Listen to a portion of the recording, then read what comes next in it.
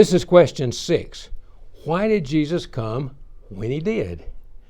Imagine this scenario. A world leader plans to send a man on a mission of the utmost urgency.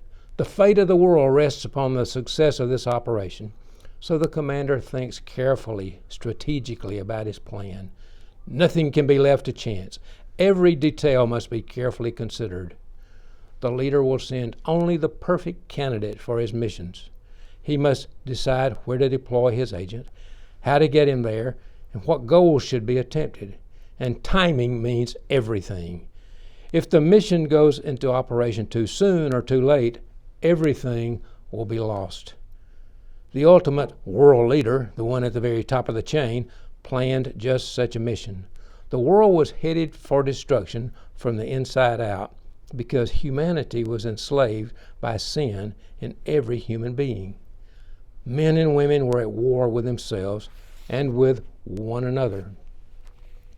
But what about the timing?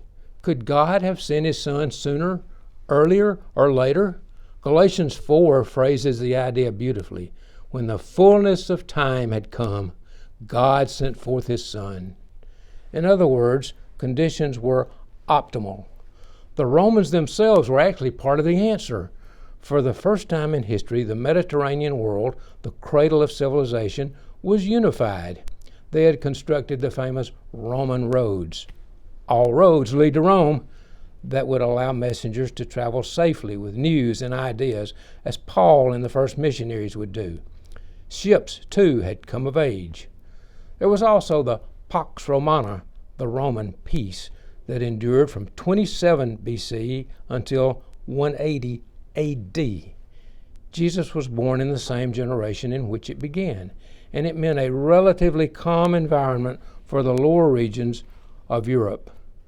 The Romans had taken efficient control of much of the known world, but they were still overshadowed by their Greek predecessors in one respect. For many years, people almost everywhere continued to speak Greek.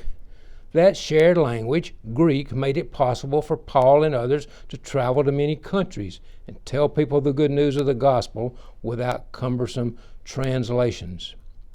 But no other idea was capable of toppling the greatest empire in the history of humanity. Consider this. Jesus indeed came at the perfect time, but he also brought the perfect message. He brought hope and light. In a world ruled by the sword, this teacher spoke of perfect peace. In a world of violence and retribution, he spoke of loving one's enemies.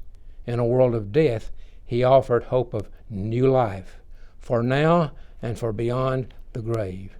Jesus came to bring the most radical, the most wonderful message that has ever been presented at the perfect time and for all time.